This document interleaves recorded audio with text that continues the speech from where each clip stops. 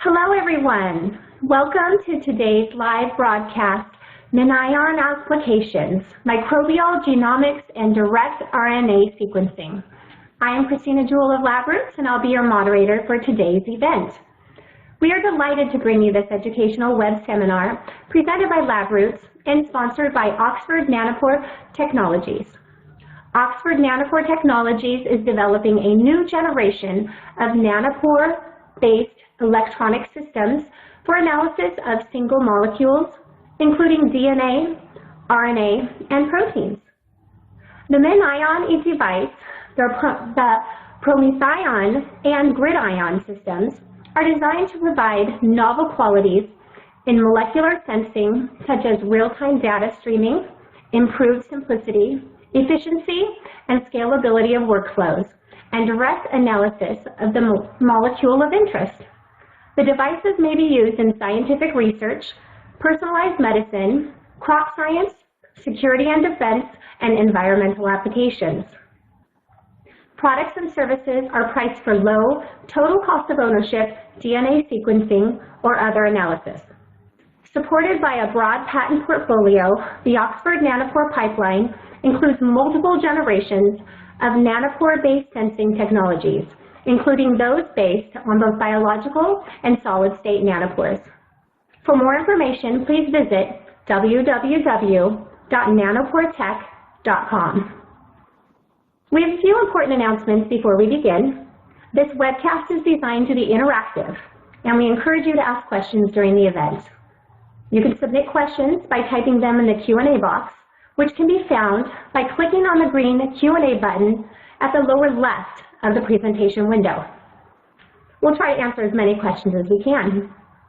You can enlarge the slide window by clicking on the screen icon in the lower right-hand corner of the slide window.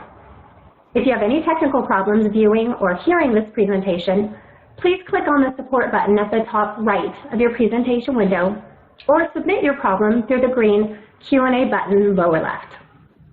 This is an educational webinar and thus offers free continuing education credit. After the webinar is over, please click on the CE button located in the bottom left-hand corner of your webpage and follow the process of obtaining your credits. I would now like to introduce today's speaker, Dr. Daniel Turner. Dr. Turner leads the applications team at Oxford Nanopore Technologies. His responsibilities include developing library preparation methods to allow MinION users to work with a broad range of sample types, and working with external collaborators to demonstrate new uses for the technology. I will now turn it over to Dr. Daniel Turner for his presentation. Dr. Turner?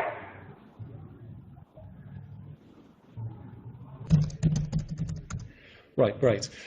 So yeah, as Christina said, my name's Dan Turner, and I'm Senior Director of Applications at Oxford Nanopore Technologies.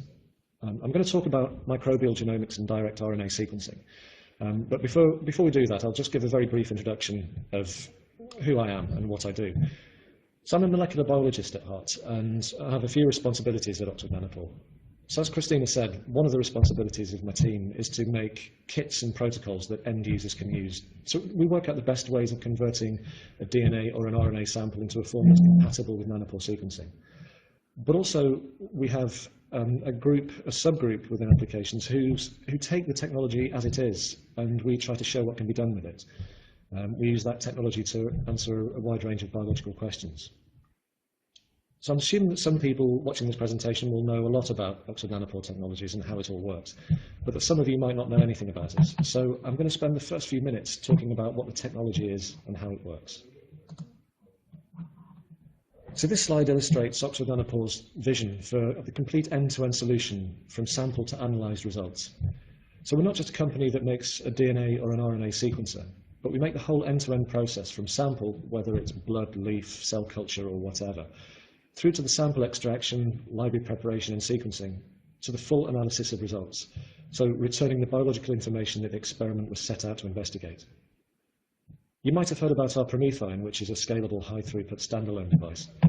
But for this presentation, I'll be focusing on the MinION, which is a lower throughput device, portable. It uses exactly the same sensing chemistry as the PromethION. So everything that's possible on a MinION is possible also on the PromethION. But all the results that I'll be presenting today were generated on MinIONs.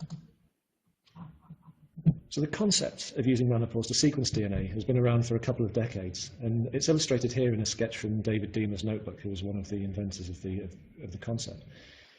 In essence, you have a nanopore sitting in a membrane of some sort, and you have an ionic buffer at either side.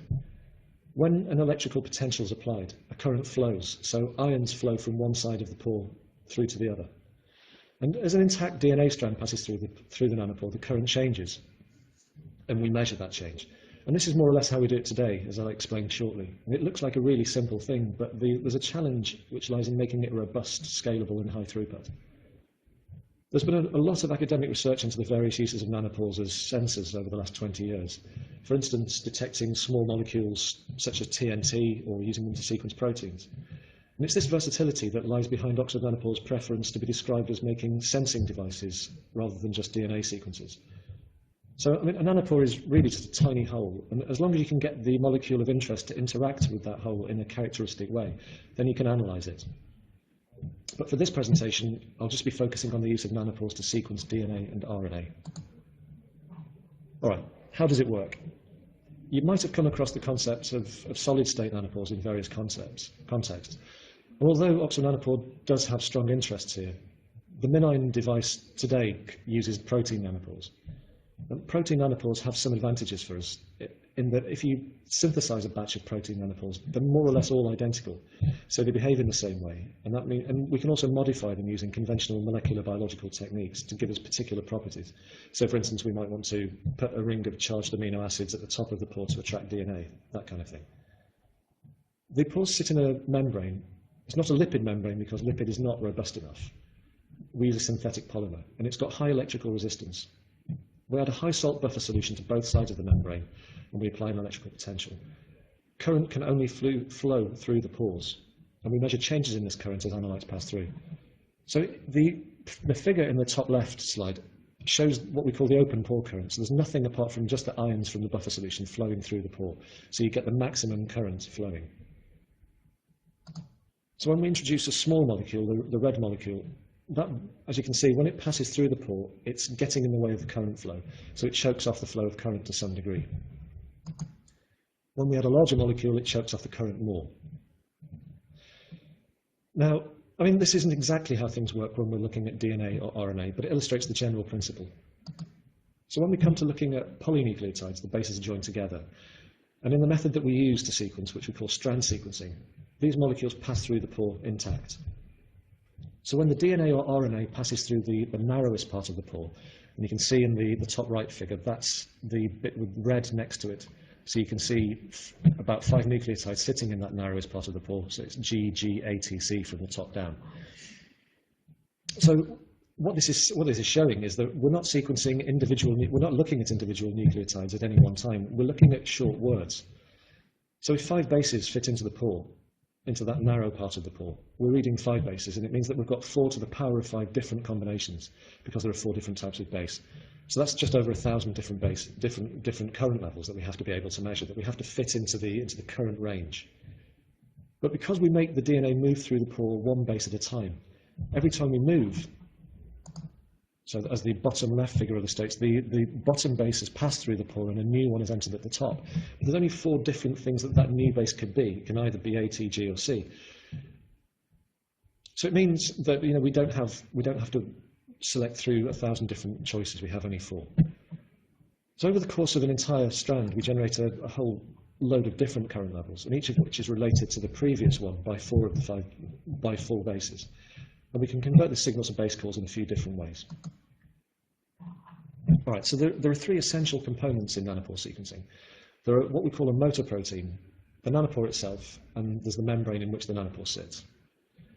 We've got a variety of different nanopores that we use, and each interacts with the sequencing template molecules in a slightly different way, meaning that the electrical currents are different, and we can use this property to our advantage.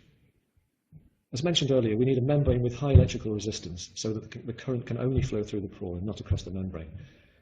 Lipid bilayers aren't very robust, and although we did use these at one time, we now use a synthetic polymer, which is very robust. It means that we can even add blood to a MinION flow cell and it won't rupture. So we'll carry on sequencing if there's suitable template molecules there. And finally, the motor protein.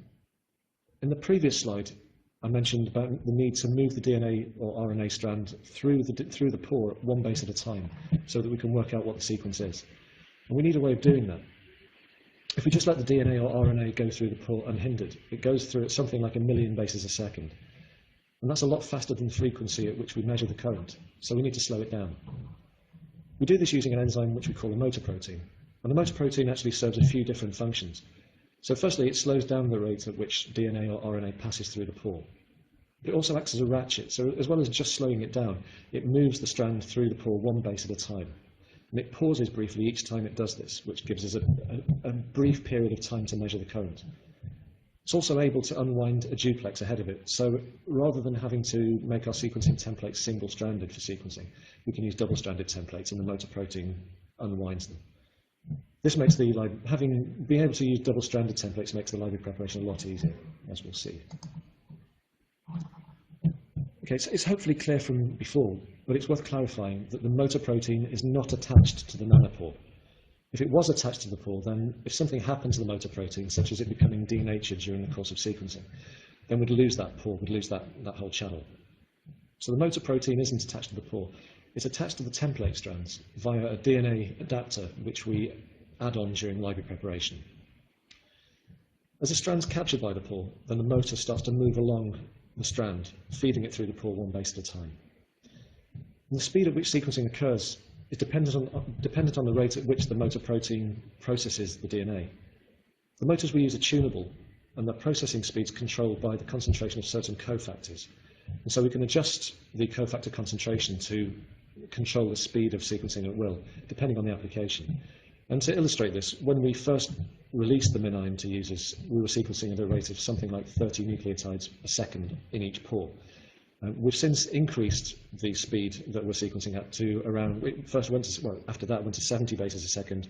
We're now at around 280 bases a second, and we have the vision of making it almost twice as fast as this, and maybe even more so, without loss of quality. And that's really important to stress, that you might think that going faster reduces your data quality. We're not going to do that. We keep quality at least as good, and in fact it's improved. So, as well as attaching a motor protein adapter, we can also attach a hairpin adapter to the DNA. And this covalently links together the two strands in the duplex. And during sequencing, because of the presence of the hairpin, it means that both strands of the duplex go through. The data from both strands is combined during analysis into what we call a 2D read. A 2D read's got higher accuracy right now compared to either strand alone, which we would call a 1D read. Now, once the template's finished translocating, the motor protein is free to diffuse away, and the pore is then free to capture the next strand. So it's constantly capturing strand after strand after strand. And the important thing for us is to load the template into the flow cell at a concentration where when one strand has gone through the pore, we're not waiting for long before the next strand is captured. I mean, we want to wait a fraction of a second, so we have to load at the optimal kind of concentration. So while we're on the topic of 1D and 2D and accuracy, it's important to mention that in the last year we've upgraded the nanopore that we used from what we called R7 to one that we call R9. The R9 pore is just our internal code name for it, but it's actually derived from the E. coli pore, CSGG. We've also changed the base calling algorithm from a hidden Markov model to a recurrent neural network. And these changes mean that the 1D raw read accuracy is now at around 90%, which is higher than our 2D reads were back in May 2014. So it means that the 1D data has become more and more useful as time has passed, and its usefulness is going to continue to increase as the 1D accuracy continues to go up. So 1D libraries give you improved throughput, and they open up some very quick and easy library prep methods, which I'll talk about in a bit. But there's more on that in a few slides' time. So just in case you haven't seen a MinION, here's a look at one. So it's handheld. I mean, I unfortunately came without one, but it fits into the palm of your hand, which means that it's possible to use a MinION outside of a laboratory environment. The MinION connects to a laptop via a USB connection. The USB provides the power for the MinION, and it's also how the data gets transferred away from the device. All of the sequencing reactions take place on the flow cell, and the flow cell is the consumable. So the flow cell contains the pores and membranes, and it's where the library is loaded. Underneath the flow cell, we have a custom application-specific integrated circuit, or ASIC, And this is what controls the applied potential, and it's how the electrical currents are measured. The rest of the device consists of various bits and pieces of electronics and a fan to keep everything cool.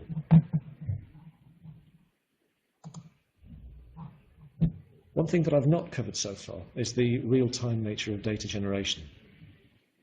Strands pass through the nanopores intact, and the current levels are measured as this happens.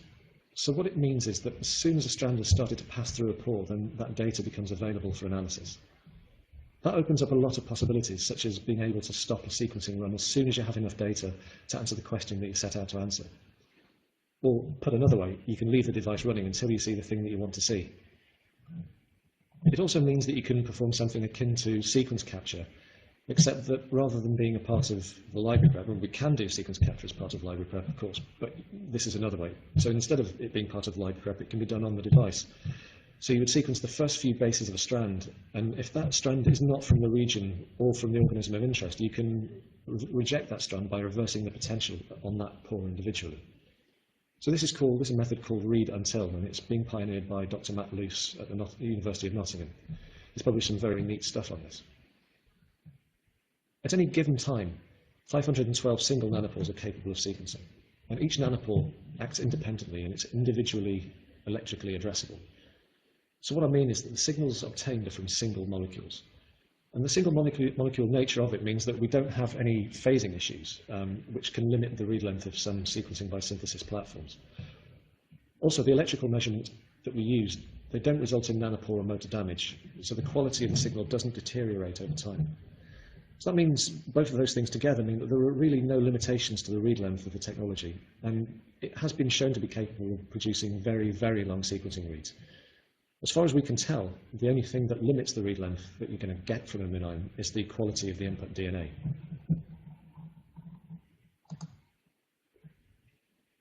So if having heard about that, you're interested in having a go with the MinION, it is available. It's been commercially available for quite some time now. And I'd encourage you to go to nanoporetech.com for more information on how to get hold of them. So there are lots of people who are using MinIONs, and a lot of people have published work that they've done. And it covers a wide range of different project areas. A good place to browse this if you want to read more about what's been published using the technology on our website at publications.nanoporetech.com. Right, I'm going to move on to more technical things. As I said at the start, one of the responsibilities of the applications group is library preparation, so how we turn extracted DNA and RNA into a form that's compatible with the nanopore sensing device.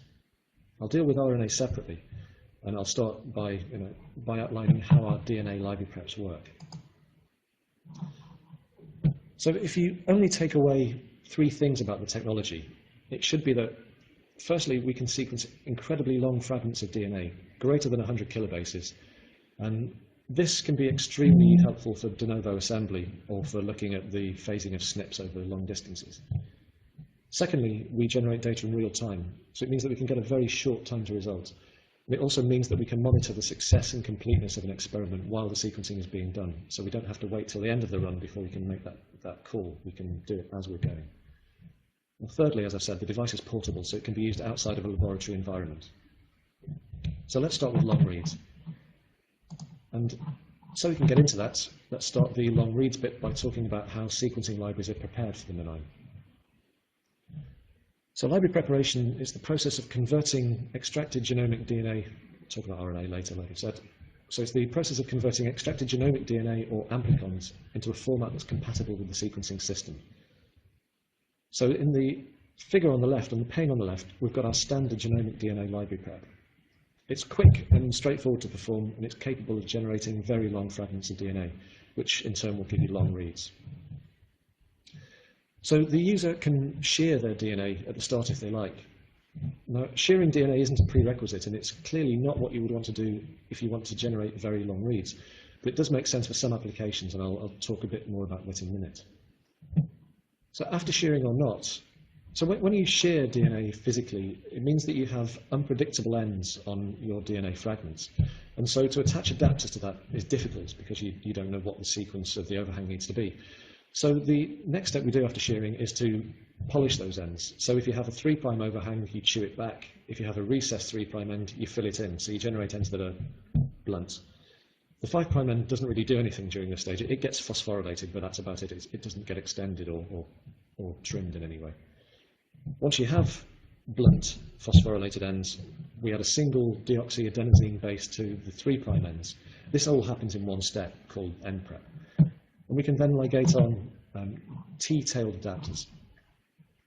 If you're making a 1D library, you'll ligate on a forked adapter at both ends of your fragment. We call this a leader adapter. And the adapter has got various features which increase the efficiency of the sequencing reaction. So it's got a single-stranded section, which means that the strands are more easily captured by the pore. It's the ability of the strand to thread into the pore. If it has secondary structure, then it's not going to be able to thread very well, so we have a low secondary structure. It also has the motor protein preloaded onto it.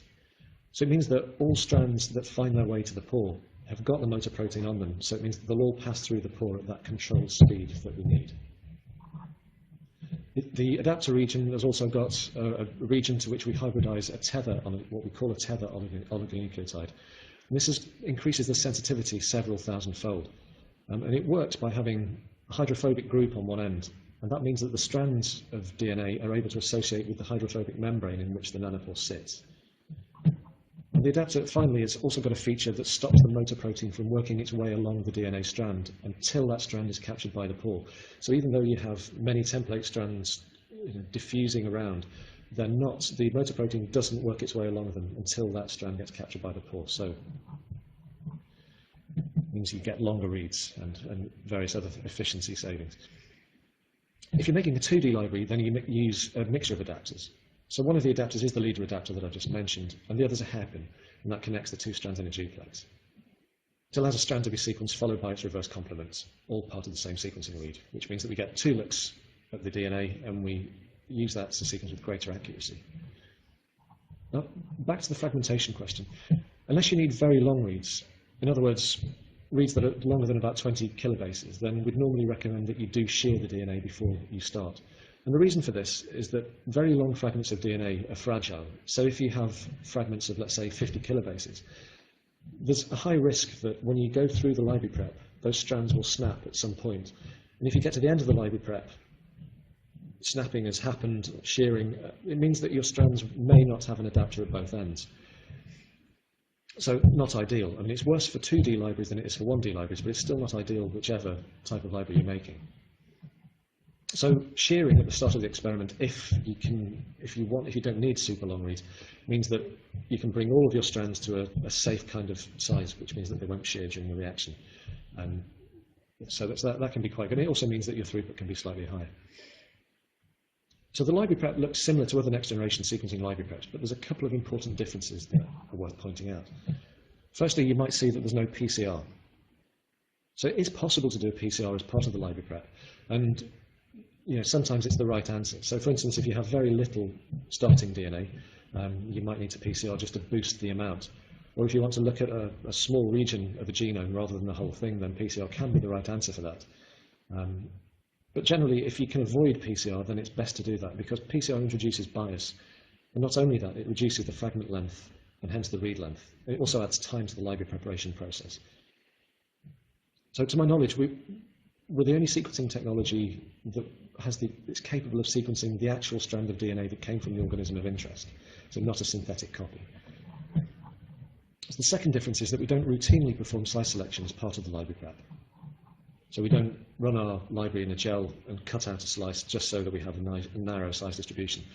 And the reason that we don't need to do this is because nanopores randomly and constantly sample strands from solution. I suppose it's possibly a little bit misleading. We do a bead cleanup, which has got a size selection capability built into it, but we don't need to run our fragments in a gel to cut bands out. If you want very long reads, the first thing to say, if I haven't done so already, is that we haven't observed an upper limit to the read length of a MinION. So the read length that you get is directly dependent on the fragment length of the input material. So, in other words, if you put short stuff in, you're going to get short reads out. If you have long fragments going into your sample, then as long as you don't have an overwhelming number of short fragments, you will see those long fragments. So in this slide, the main figure on the left shows the image of a complete 2D read that measured 255 kilobases in length. That translates as we actually sequenced, because it's 2D, we sequenced 510 kilobases, so 255 kilobases of one strand around the hairpin, and then 255 kilobases on the way back, which I think is probably a record. I've not heard of anyone having beaten that. We certainly haven't got better than that internally, but I'd be very, very interested to know if anyone externally has. So you can see, if you look at the trace at the bottom, that about halfway through the event we reached the hairpin. And the hairpin contains a sequence motif that's easily identifiable by the base calling software, and it indicates that it's a genuine 2D read. So once you're around the hairpin, you get to the complement of the strand, the reverse complement, and then finally, at the end of the strand, and it's a bit hard to see on this because the lines are very fine, but the strand exits the pore, and then the pore turns to the open pore state that I showed earlier, ready for the next strand to be captured. So it all comes down to how you extracted the DNA, how intact the DNA is that you're making the library out of. This sample was made from an E. coli prep where the DNA was extracted using a QIAGEN 500 tip, which we've had some pretty good success with. So we are working on getting longer and longer fragments, and it's going to take improvements to our sample extraction and to the library prep technique, because these are what limits the read length. So as I've said, the read length that you get out of a MinION is the product of the fragment lengths that you put in. We haven't found yet an extraction technique that we can rely on to only produce long fragments. And if anyone is aware of one of these that doesn't have some short fragments there, then I'd really like to hear that. So please get in touch and let me know. Because even if short fragments don't contribute much to mass in a final sample, they can have quite a high molarity. And if you don't want to see them, then you don't want to waste your sequencing time on it. In the meantime, until we find an improved extraction method, we've been working with Sage, who make the Pippin prep, to enrich for long fragments present in a sample. So using their blue Pippin, we've developed a library prep protocol to enrich for molecules that are 40 kilobases and longer. That's all very impressive, you might say, but what's the benefit of that? Why bother? Why do I need long reads? Well, the most obvious use is for de novo assembly. So assembly of genomes is comparable to putting together a puzzle. It's easier the bigger the pieces that you have. And the plot on the right, at the bottom right, it shows the correlation between the coverage of the data and the library fragment length and how many contigs you get out of assembly for a specific bacterium. In this case, we used a species of flavor bacterium that we found growing in the river outside the Oxford Nanopore office. And we found that it was a particularly difficult genome to assemble. And there's a lot of data contained within the graph, but basically what it's showing is that the shorter the reads you try and assemble, the more you need, the greater the coverage needs to be. We found that if we had something like 20 kilobase fragments, only 20 kb and longer, we were able to get a single contig assembly out from 20-fold coverage. So as you might expect, long reads also simplify metagenomic assembly, which is where you have a mixture of different genomes present in the sample. And this figure just illustrates our pipeline that we've been using. We've assembled genomes from complex metagenomic samples using available software such as NanoCorrect and Canoe. So as you might know if you've heard any of us talking before, anyone from the applications group, one sample that we do like to look at is DNA that's been extracted from raw unpasteurized cow's milk. And just to make it more interesting for us, we let it ferment, I suppose, or go rancid in a fume cupboard for a couple of weeks, just so that the bacteria in there were given the opportunity to grow, so that we have a lot of DNA to look at. So we've sequenced this quite a lot. We've generated around a gigabase of sequence from it. And we know that there are quite a few different species in there. When we run the sequences through the pipeline shown on the previous slide, the assembly pipeline, we get out about 35 contigs that are over 100 kilobases long, and with an average of about 300 kilobases. When we blast these contigs, we find that we can get a contig of about 5 megabases matching something called Hafnia alvei, which is in the genus of the Enterobacteriaceae family. And it's pretty much the complete genome as shown in the MUMA plot on the right, or the left of the two. It's a commensal of the human gastrointestinal. I knew I was going to fluff this. It lives in the gut, and it's not normally pathogenic. We also get close to complete assembly for Leuconostoc mesenteroides, a bacterium that is associated with lactic acid production.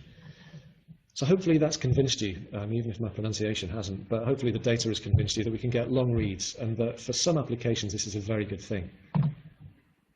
So far I've only spoken about how to prepare and run libraries made from DNA on your MinION. But it's also possible to sequence RNA directly using nanopores. So nanopores are very versatile analysis tools. As long as you can get, like I said, the molecule of interest to interact with the pore in a characteristic way, then you can analyze it. So as I think I mentioned earlier, when we sequence DNA without PCR, we're unique in being able to look at the actual molecules that existed in the sample that came from cells or from the organism. We're not looking at the products of a synthesis reaction. We can do the same thing for RNA, and nobody's ever been able to do this before.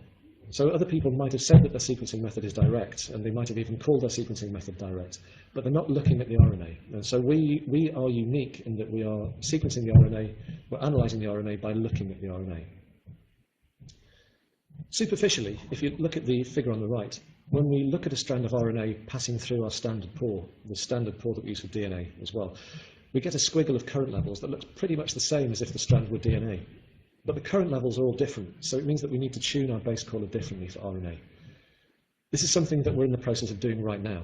And though the accuracy of our RNA sequencing method is on the low side right now, we should see substantial improvements in accuracy as we continue to train the base caller, just like we saw with DNA over the last few months.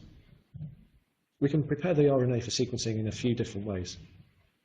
In the slide here on the left, I'm showing a method in which a cDNA strand is synthesized, but it's not analyzed, it's not sequenced, it doesn't go through the pore. It's possible to sequence the RNA without making this strand, but for some reason, the cDNA strand being present, it somehow helps with the throughput. We're intending to get rid of this step before too long, because it's far quicker to make the libraries without it, and it's less confusing conceptually. But we're not sequencing that cDNA strand, just the RNA. So we wanted to illustrate that this works. So we took poly-A enriched RNA from the yeast strain S228C, and we sequenced that. We then mapped those reads to the yeast transcriptome using BWA-MEM. As you might expect from a growing yeast culture, these RNAs are mostly ribosomal, or they're involved in metabolism. A lot of the reads correspond to the complete transcripts. As the figure on the top left shows, there's a slight decrease in read count going from right to left for each transcript. So that indicates that we're not getting to the end, even though we are getting to the end of the transcripts in most cases, we're not getting to the end in every case. So right now, there's a couple of possible explanations for this. One is that the motor protein that we're using for RNA isn't perfectly processive, and it needs further engineering. And the other is that we're getting some degradation of the RNA at some point during the sequencing process. Initial tests do suggest that the RNA is degrading, so we need to make sure that we find out what's causing that and fix it. I don't mean to say that it's entirely down to RNA degradation. It's probably a mixture of both, but we're working on both fronts at the same time. So with this yeast poly-A enriched sample, we looked at the identities of the transcripts that we'd sequenced and mapped, and we saw that two of them were isozymes of the enzyme GAPDH or GAPDH. These are forms of the same, isozymes are forms of the same enzyme, but they're encoded by similar genes at different loci. So the genes are just under 96% identical. So that given that our single read accuracy for RNA is currently below this, we wanted to see how reliable our mapping results were. So if we compare the primary sequences, the DNA sequences of these two genes, there are 42 single nucleotide variants between the two genes. So for all the reads mapping to one of them, we plotted the number of variant positions matching the reference sequence, and that's shown in blue on the right-hand figure, alongside the number of variant positions where the sequence matched the other reference in green. And the figure here is given for the gene YGR192C. And it shows clearly that we get two populations. So what this is telling us is that when a read maps to one of the reference sequences, it matches that reference a lot more than it matches the other one. So even though the references are similar, we're able to distinguish between them with high confidence. It's because the reads are long, we get a lot of chances to get it right. So next we thought it would be interesting to see if we could sequence an entire viral RNA genome in single reads. So we took the RNA from the human rhinovirus, the cold virus, and we made a library as described above on the previous slide. We sequenced it, and as you'd expect, we get a series of squiggles out, many of which correspond to the full-length genome. We used LAST to map these reads to a composite reference sequence consisting of influenza A, HRV, and norovirus. These individual genomes are not closely related to each other at all, so I suppose it's no tremendous surprise that the reads didn't map to the other two genomes, but that they mapped to the correct genomes. But it does illustrate that even with relatively low read identity, it's currently around 80%, the length of the reads that you can map to a reference, you can do it with a high degree of certainty. Obviously, we're now focusing our efforts on improving this accuracy as well as the throughput. But it's possible to do some biology with the performance as it is here. So for instance, here we've shown that we have a way of distinguishing between man flu and actual flu. In this RNA sequencing method, we don't have any amplification, either as part of the library prep or as part of the sequencing reaction, so no clusters, nothing like that. So it means that direct RNA sequencing is free from the bias and size limitations of amplification. Additionally, although reverse transcription was used in the library prep that we did here, the cDNA strand wasn't sequenced, so we expected to see a reduction in bias from that compared to cDNA sequencing. We haven't had time to do this part of the investigation in any great depth, but we did pull 3 different transcripts. They were generated synthetically from lambda phage amplicons using something called message machine. We pulled these in 10, 30, 60 ratios, different combinations, and we counted the reads of each.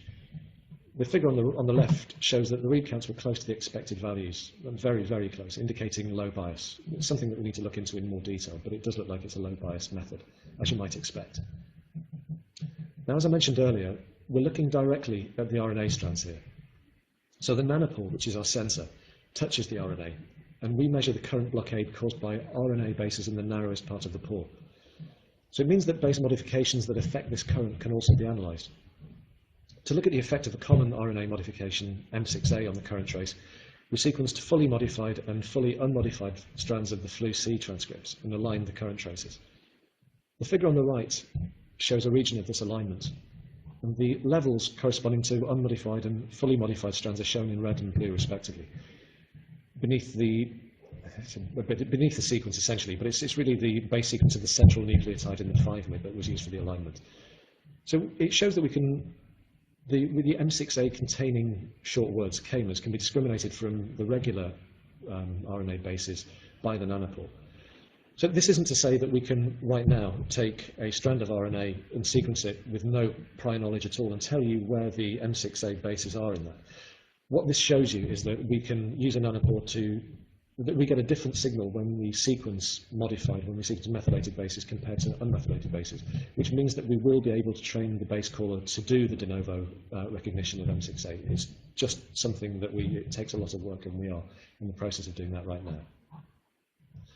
So there's a fair amount of work still to be done on direct RNA sequencing to improve the accuracy and the throughput, but it's certainly all possible, and we know how we're going to do it. For a lengthier discussion of what we plan to do, please check out the manuscript that we uploaded fairly recently to the bioRxiv. Search for direct RNA and it should come up. So that's long reads. There's plenty on long reads and RNA that I managed to sneak in there. Let's take a look at the real-time nature of data generation. So we released an analysis workflow called What's in My Pot, or WIMP for short. Now, WIMP is a workflow that performs species identification, real-time species ID. So as I might have said, probably many times, a fragment of DNA, as soon as it's passed through the nanopore, then that current level data is available for base calling. As soon as the read has been base called, which takes a couple of seconds, it can be analysed. And the WIMP workflow reads are compared to a database, so we're currently using the RefSeq database for this. And the probable species of that read is worked out. The read is then mapped onto a taxonomic tree. The results keep updating as sequencing data is generated, so more species appear on the taxonomy and the read count for the hits increases. So this is constantly updating as the run goes on. At the moment, we're limited to what's in the RefSeq database, but the databases we use are customizable, so they can be modified to include other species. If we're sequencing a species that's not in the database, then WIMP puts that read higher up the taxonomic tree. So rather than saying what the subspecies is, it might tell you what the species or genus is. So the WIMP workflow currently works for bacteria, archaea, fungi, and viruses. So as the figure on the bottom left shows, the WIMP library prep and sequencing is all quantitative. And this has been backed up recently by some recent tweets that were done comparing, not by us, but by an external user who compared the results that they got from the WIMP workflow with the result done on a mock community that they got from Zymo Research. And it was very, very pleasing to see that the counts obtained from WIMP matched the known composition of that mixture very, very carefully, very, very closely, sorry, so quantitative. So what it means is that the sensitivity is governed by sequencing depth. So another way of saying this is that if you're looking for a low abundance genome in the sample, you just sequence more, and it's going to appear in proportion to its relative abundance in the original sample. So to illustrate the WIMP workflow in a real-world application, we looked at DNA that we extracted, well, that a collaborator extracted from Siberian permafrost.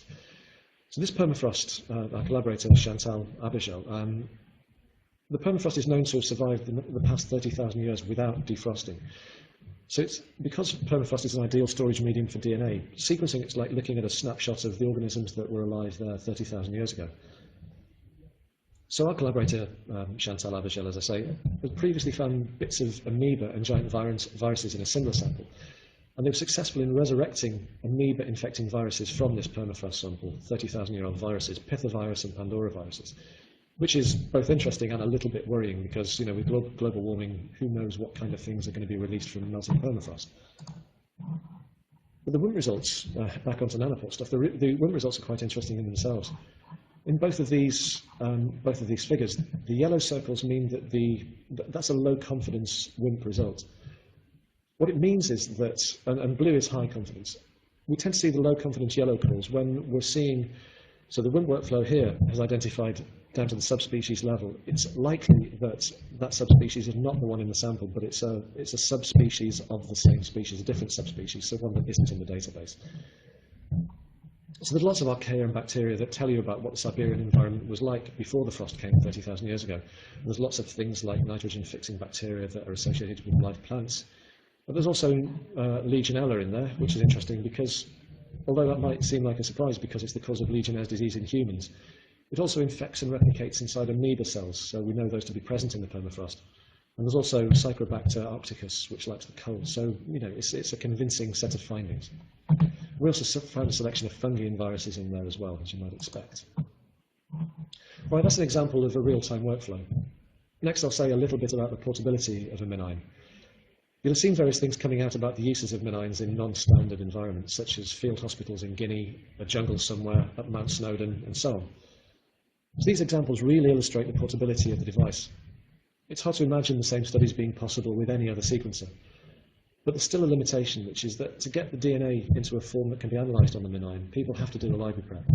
And library preps typically need bulky lab equipment, like centrifuges and whatnot, heat blocks. So to address that, we've been working on a device called Voltrax, which is going to be available for early access very soon indeed. For those of you who are not familiar with the device, it's essentially a MinION-sized sample and library preparation device, so again, hold it in the palm of your hand. It's fully automated with all of the library preparation steps occurring on the device, and it's powered, as with the MinION, entirely by USB, so it makes the whole process truly portable and easy and reproducible. We envisage this removing the need for complex manual sample prep procedures and removes the need to buy expensive lab equipment. And it also removes user variation, as well as looking very cool, always important. In the first instance, customers are going to, when we first release it, customers will have to add extracted DNA to the device, but we're beginning to configure it. We're just beginning to configure this now to perform sample extraction as well as library prep. So ultimately, it's going to be capable of extracting DNA and or RNA from a range of samples, as well as performing the library preparation of choice, of the user's choice. So all you have to do is add a bit of sample in a liquid form, press the button and leave it. The first release of Voltrax is going to support our 1D library prep, as I showed you before, and our ligation-based 1 and 2D sample prep. We'll also be incorporating a barcoding workflow to allow the processing of multiple samples. Ultimately, the device will be able to carry out all of the library preps that we have, including PCR-based preps, cDNA, and even direct RNA sequencing preps. But even though Voltrax is not currently available, researchers have already been able to use their MinIONs out of a typical laboratory environment. I mentioned a field hospital in Guinea, a jungle up Mount Snowdon, but I'd like to finish off my talk with another example of sequencing in a non-standard environment that you may have heard about, and if not, I don't know where you've been. But it's undeniably the ultimate field application, which is sequencing in space. So it's something that's never been done before. And it can only really be done on a MinION because of its low power consumption, its small size, its low mass, and the fact that you just need a laptop to run it. Additionally, the absence of optics and other moving parts means that a MinION should be less sensitive to vibration than many other sequences. We've been collaborating with a fantastic team at NASA for quite a while now to see if it's possible to send a MinION up to the International Space Station to sequence DNA. The main difference between the environment in the space station and a typical Earth environment is that there's microgravity on the ISS. And so we weren't sure how well the device would work under those conditions. But we also didn't know what the effects of the increased gravity and the vibrations caused by launch would be either. So on the 20th of July this year, a SpaceX Dragon supply ship docked with the ISS containing a lot of stuff. But importantly for us, a couple of MinIONs, flow cells, and some pre-prepared sequencing libraries. So these were libraries that had been prepared on Earth. Lambda, E. coli, and mouse DNA. So the whole point was just to see whether the MinION worked and the flow cells worked after launch and during orbit. So on Friday, the 26th of August, the astronaut Kate Rubins, who's pictured on the bottom left, started their first sequencing run on the ISS. At the same time, a control experiment of the same libraries was run on Earth. NASA are going to be releasing detailed data analyses of this pretty soon, but right now I can tell you that the sequencing run was a complete success. So what next? Well, ultimately, sequencing on the ISS can be used for lots and lots of things. So for instance, real-time monitoring on the ISS, looking at microbial growth on surfaces, monitoring the cleanliness of the recycled air and water. And ultimately, looking at astronauts' RNA could be a way of seeing how their bodies are reacting to microgravity in real time. Genome sequencing could be used to see if living in microgravity for extended periods of time affects astronauts' DNA. And since we know that the MinION can work in microgravity, we can be pretty confident that it would also work on Mars, in case we ever wanted to use sequencing to see if there'd ever been life there. With that thought, I'll leave you, but thanks very much for your attention. Thank you.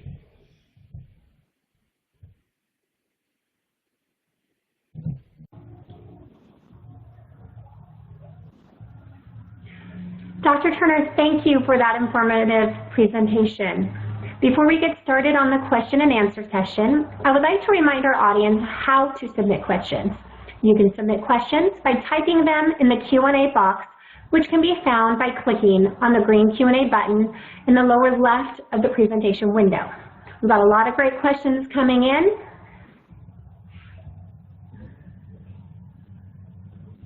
Apologize, I believe we are having some technical difficulties. I'm not sure if you can hear me or not. Let's see. Okay, very good. I believe you can hear me. So as I said, you can submit questions by typing them in the Q&A box, which can be found by clicking on the green Q&A button at the lower left of the presentation window. And as I mentioned, we have some great questions coming in, and we'll try to answer as many questions as we can. Our first question is, for today, will direct RNA sequencing work on templates with a 5' cap?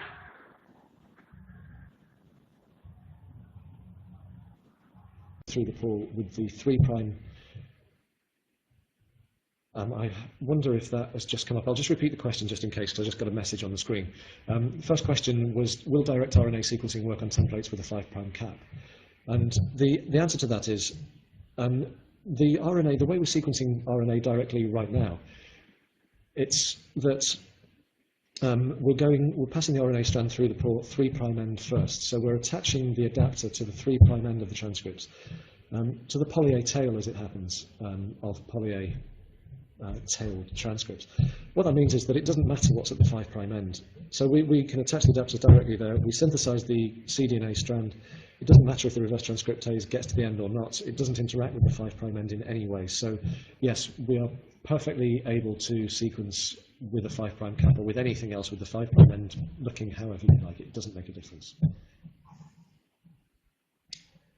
Okay. Question number 2.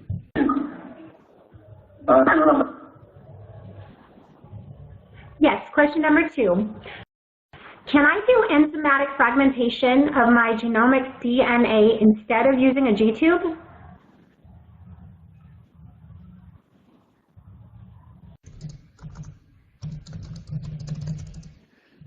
Right, great.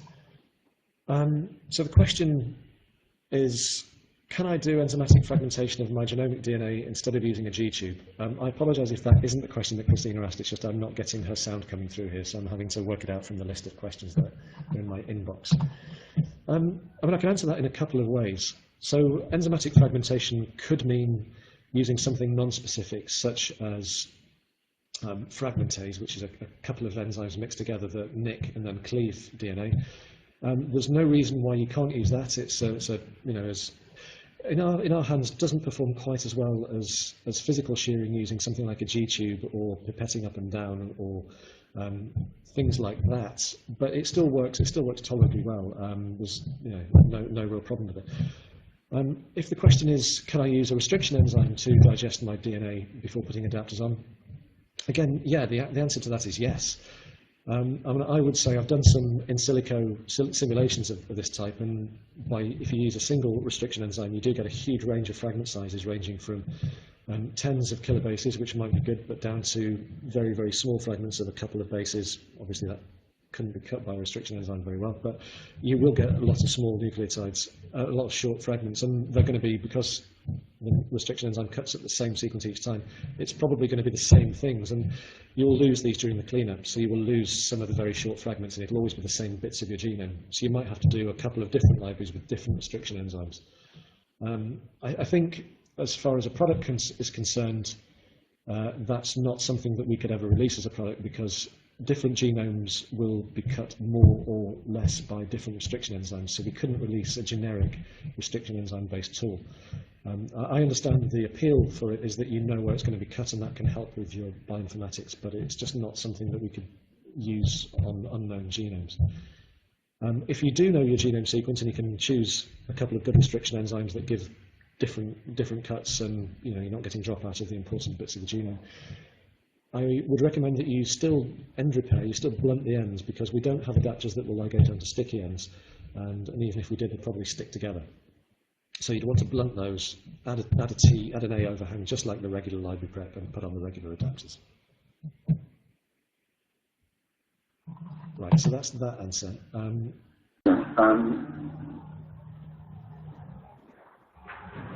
Dr. Turner, question number 3. Are you planning to release a direct RNA sequencing kit for use with RNAs that don't have a poly-A tail?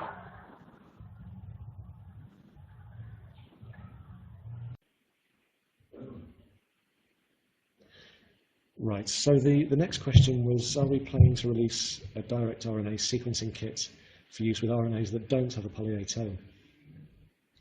Okay, yeah, as you'll appreciate, we wanted to be able to make libraries using something that had a defined poly-A tail, just for the purpose of protocol development and getting that working. So it made sense to start off with mRNAs that had a poly-A tail, so we could design a single adapter to it.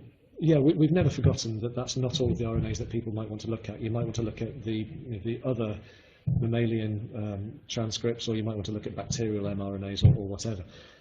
Right now, the easiest way to do this is to add a poly-A tail enzymatically using something like poly-A polymerase or terminal transferase.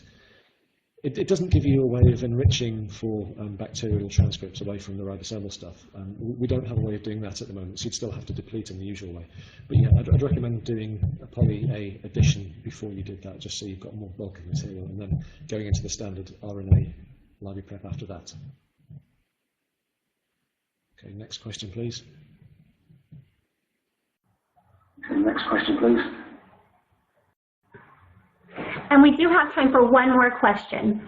How do you think library prep might be done in space?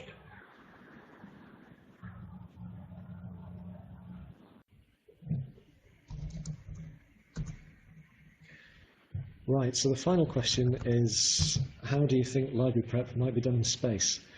I suppose the question is getting at how you're going to do liquid manipulation when you're in free fall, so that the droplets might be floating around all over the place. So if you've got an Eppendorf tube or whatever with, I don't know, 100 microliters of a DNA sample in, that's going to be dispersed and floating all around. Yeah, I can imagine that does present a few problems that you don't encounter on Earth. I suppose one way of potentially doing it, and I'm just speculating here, it's not something that we have started thinking about, not this solution to it anyway, but you could have, if you just had the tubes so that they were full with no air in them at all, you might have a self-sealing rubber top, and you'd inject using a syringe the liquid in there. Something like that, you'd have to let the air out, I guess, to displace that. But something like that, using tubes that don't have any room for air, might stop the droplets from going around all over the place. I suppose the one that I would like to recommend is using something, a microfluidic device, because something like Voltrax, where you don't have air involved in that, it's a sealed system more or less with liquid with aqueous in oil. I think if the MinION flow cell works as well as it does on the space station, then Voltrax would work equally well, and that would be I think, the answer to doing library prep in space. And when we can get sample extraction done on Voltrax as well, then that would probably be the answer. At least it'd be our answer. NASA will undoubtedly have other ideas. Right, I think that's all the questions that we have. Right. I would like to once again thank Dr. Daniel Turner for his informative presentation. Dr. Turner, do you have any final comments?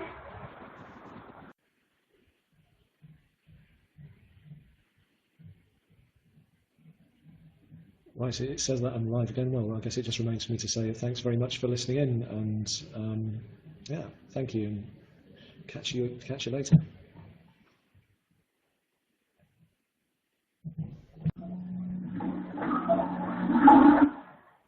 Thanks again, Dr. Turner. I would also like to thank our sponsor, Oxford Nanopore Technologies, for making today's educational webcast possible. Today's webcast will be available for on-demand viewing through December 7th, 2016. You will receive an email from Labroots alerting you when this webcast will be ready for replay. We invite you to forward that announcement to your colleagues who may have missed today's live event. See you next time. Goodbye.